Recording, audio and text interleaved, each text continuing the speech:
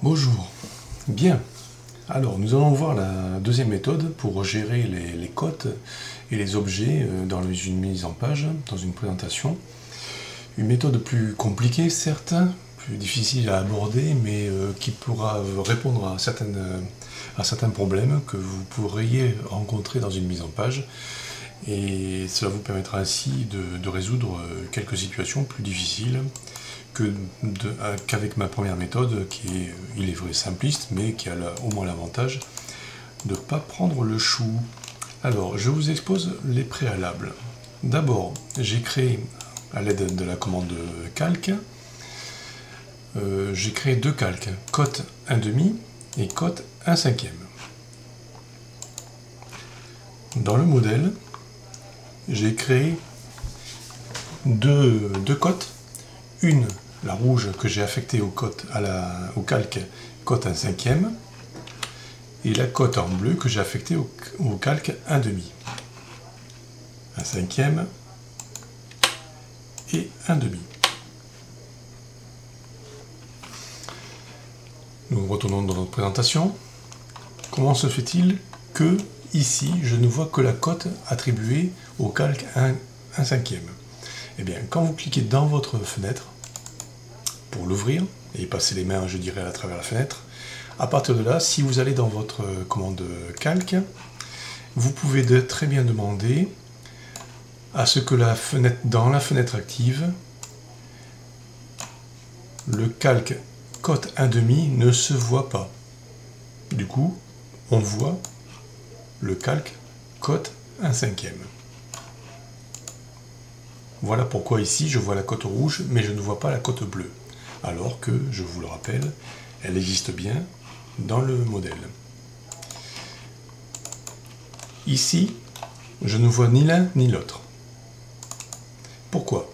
Parce que quand je rentre dans la fenêtre, je demande la commande des calques. Cette fois-ci, j'ai gelé les deux. Dans la fenêtre active, je ne veux pas voir le calque cote 1/2, je ne veux pas voir le calque cote 1/5. Et ici, je vois une cote, la bleue, adaptée au calque 1/2, enfin à la vue 1/2. Pourquoi? Parce que je rentre dans ma fenêtre, je demande la commande de calque, la cote 1/2, j'accepte de la voir, mais la cote 1/5, je n'accepte pas la voir, je ne veux pas la voir. Voilà comment on peut gérer les choses. Alors, là où j'ai un peu approfondi le problème, c'est que ici, la cote en question a été modifiée dans ses propriétés pour que vous voyez le texte fasse 10 de hauteur.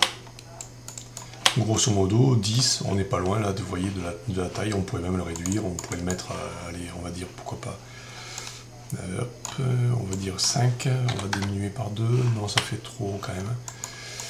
On va le mettre,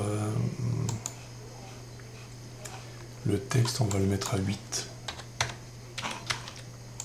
Vous voyez, on est quasiment à la même taille que dans cette fenêtre, sur cette fenêtre où j'avais créé une cote dans l'espace papier, sur l'espace papier. Voilà.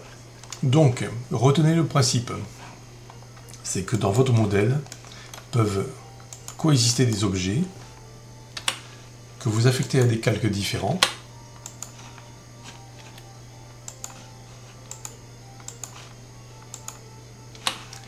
et que vous demandez dans les fenêtres à voir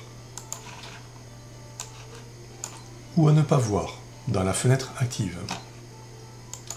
Voilà une deuxième procédure, un peu plus élaborée, un peu plus compliquée à appréhender, mais qui au bout du compte n'est pas, avec un peu d'habitude, n'est pas si compliqué que ça, et qui vous permettra d'obtenir des résultats plus efficaces ou plus probants, ou qui va répondre à des problèmes auxquels la première solution ne pourrait pas répondre. Voilà.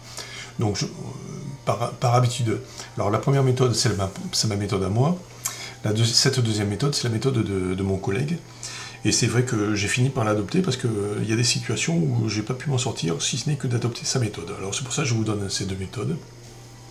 ces deux méthodes de travail qui vous permettront d'avoir une palette de possibilités qui vous sera toujours très utile.